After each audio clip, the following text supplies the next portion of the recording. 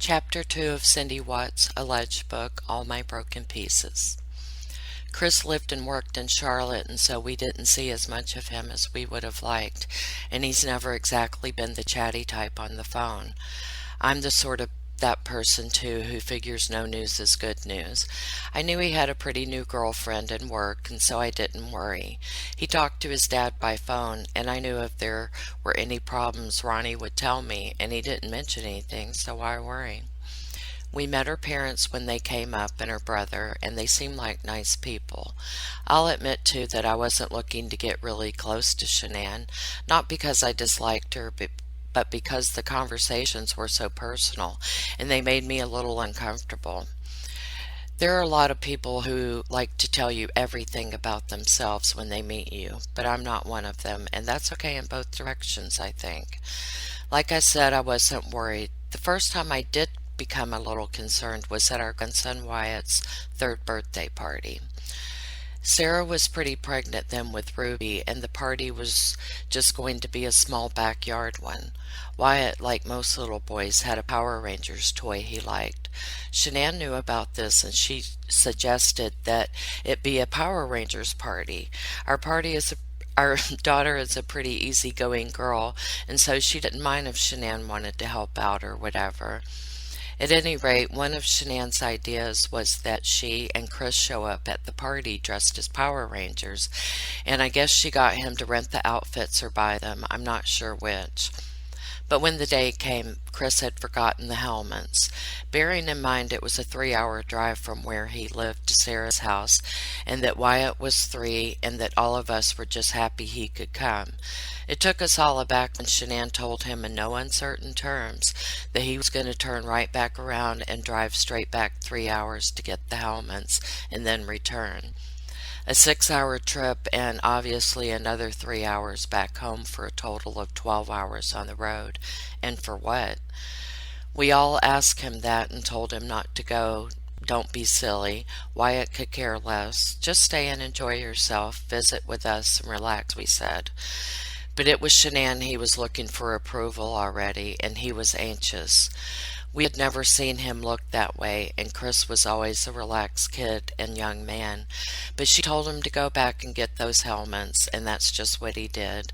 I guess that was the first time we began to worry, and it was just the beginning. Chapter 3.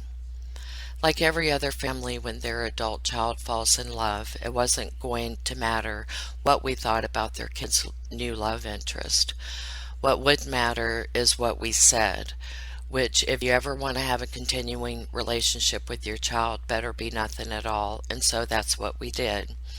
I mean, who knows? People on the internet call me a crazy possessive mother, and Chris seems to allude to that a little bit in his first interview, where he said, and I quote, my mom was a little hesitant, unquote.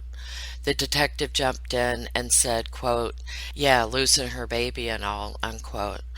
She shrugged and smiled, or he shrugged and smiled. I have to admit, I was a little taken aback by his answer, because this was just a few weeks after Shanann had written about me on Facebook, and she had written a lot, saying amongst other things that Sarah was the golden child and that Chris was always second. Sometimes you really can't win. The simple truth is that I have always been crazy about both our kids, and so is Ronnie. But yes, I have been extremely close to my daughter, who is an astounding young woman, and who, with our beloved, very nice son-in-law, generally shares time with their children and themselves with us. That doesn't mean I love her more. We just had more in common. For example, we like to talk to each other.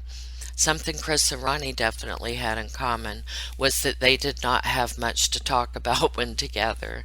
Not that you can talk anyway at drag races or NASCAR unless you like to speak with bullhorns. Ronnie's closeness to Chris does not mean he loved him more than Sarah. These are just untrue things, and they are hurtful from anyone. There's a good old-fashioned poem about this, I guess, that everyone could agree on. A daughter is a daughter all of your life. A son is a son till he takes a wife. It just means really that you pretty much have to understand and accept that once your kids grow up and marry, things will be different. And if you want to see them and want to keep peace, you need to like their choices, whether you do or not, especially if you have grandchildren. I got lucky with Sarah's. Steve, not I got lucky with Sarah's and Steve, not so lucky with Chris's choice.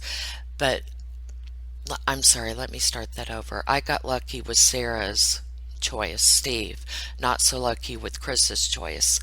But I figured it didn't have to be a disaster. We could be polite and friendly, and if so, maybe Ronnie and I would get together every other Christmas with them, and that was the best any parent can hope for, really. So getting back to then, Chris was obviously in love, and we were keeping quiet and going on with our lives. And a few weeks later, Chris called us up to tell us he had just bought an engagement ring for Shanann, one they had picked out together, and before I could say congratulations, he went on to tell me that he had paid $12,000 for it. I have to say I was shocked. $12,000 is a down payment on a house, or he could have paid off his car, or it was $1,000 more than he had in his savings account. And besides, he was an auto mechanic, not Prince William or Donald Trump. Maybe what I just said will make people laugh at me because maybe that's what not a lot of money to other people, but it is to our family. I said, son, you know money doesn't grow on trees. Couldn't you have found something nice for less money? He didn't say anything, and I think I handed the phone over to Ronnie, but I found out later he had told Shanann what I had said, and she got really angry about it. I was sorry to hear that because I had been trying really hard to maintain a relationship with her during this time. She had the habit of saying confiding things to me, and like I said, I'm not used to someone I don't know being that open. Or maybe the problem from my standpoint was that all of her confidences to me were about how sort of pathetic she found my son. It's possible, I suppose, that she blamed me for his shortcomings, and she hoped that by telling me how he couldn't even wash dishes right or cook, or how the way he dressed embarrassed her, and how she didn't like his hair, or his weight either, he was too skinny, that we could maybe collaborate on improving him together and become closer. I didn't like it, though, and I know it showed. But now she was going to be our daughter-in-law, and that meant if Chris didn't mind her criticism, then I had better stop minding it for him. We made a new start, a reset. It would begin at the beach house that Sarah and Steve had already rented for a coming stay, a family week. Chris had already been invited, and we knew that he was bringing Shanann even before the ring announcement. The plan was for all of us to spend time together and enjoy each other and witness the formal proposal she wanted him to make with the ring. Shanann managed to find a nearby beach house on the same street as the one our family was in for her family to stay in. That sounded good too, a chance to start getting to know our future in-laws better, and we could all become good friends before the wedding. Everything went okay at first. We were all happy to be on the beach. Chris and Shanann in particular loved being outside all day, and they really were a beautiful couple, and they seemed to be in love and happy, and the Rusicks were delighted with our boy, and well, yeah, it seemed like this might end up well after all. Sarah and Steve and Wyatt and our brand new granddaughter were there, and having a good time too. The sun shone, and at least from my perspective, our Wyatt was like having the sun around all the time. He was such a happy, handsome little guy, always ready for an adventure, and for Wyatt having Uncle Chris around was as good as Christmas. Chris and Uncle was a good buddy rolled up into one. He played with him and looked like he was having as much fun doing it as Wyatt. Little kids do know the difference between someone who really enjoys their company and someone who is doing it for show. Though I'll admit they'll take the latter if the former isn't available, and after all, it's better than not having any attention at all. Kids aren't stupid. So Wyatt didn't even want to eat breakfast first in the morning without including his pal Uncle Chris. He'd march right into the bedroom that Chris and Shanann were staying in and knock and holler good morning to helpfully wake up Chris so that he didn't miss any part of the fun. I guess, like all adoring grandmas, I am definitely one of those. I thought it was adorable. We all did. Well, not all of us, apparently. The second morning it happened, Chris found me in the kitchen and asked me to keep Wyatt from knocking on their door. I was surprised and asked him why. He said Shanann didn't like it and it was ruining her morning sleep. I was annoyed and told him that he could tell his sister that himself if he wanted it to stop, and that he knew how much Wyatt loved him and this would hurt his feelings.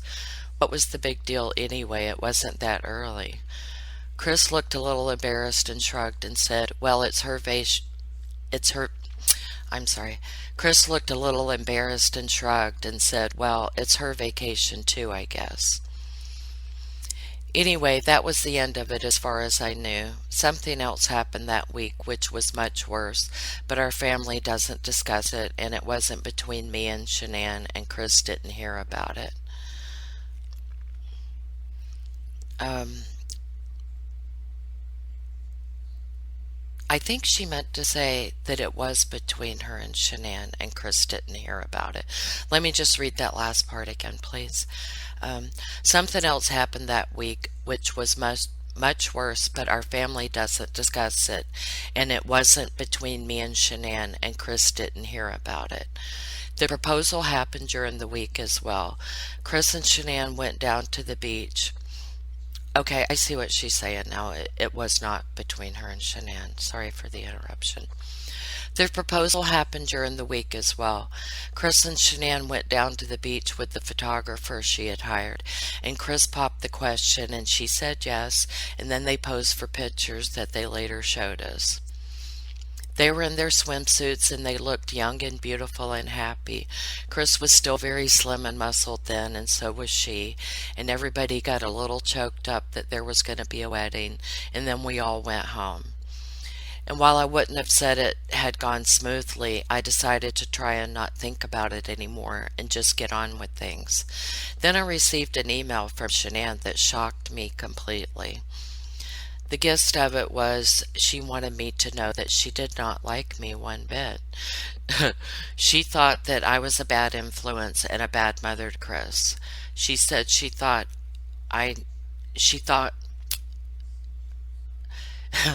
she said she knew I did not like her either, and the less we saw of each other, the better. I had never said an unkind word to her.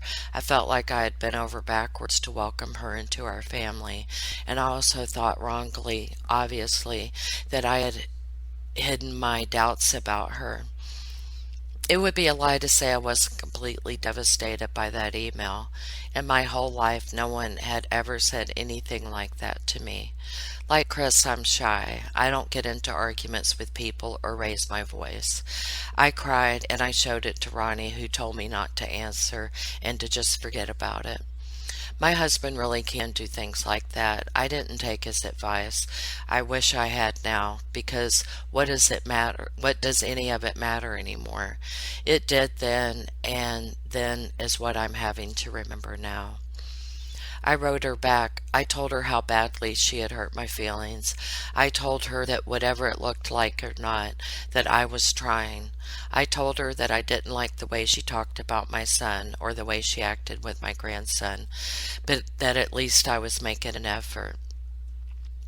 Then I think I told her that I wouldn't have ever written an email like this if I hadn't have gotten hers, and it all seems so stupid and petty now. And it was then ugly and petty and as sorry as a beginning as a family trying to blend could have. I didn't say anything to Chris, though, because they had just gotten engaged, and it would have upset him, and Ronnie said not to, and he was probably right. I don't know what I thought would happen, but what I wanted to happen was for it to go away, and not to ever have her or anyone really be as mean to me as that again, or make me lose my temper as I had. I couldn't deal with things like this, and up until then I had never had to. So, having been hit and having responded to my shame, I decided to turn the other cheek and try harder. This, as it happens, was not a very good plan either. That's the end of chapters 2 and 3, and I will pick up with chapter 4 in the next video. Thank you for listening.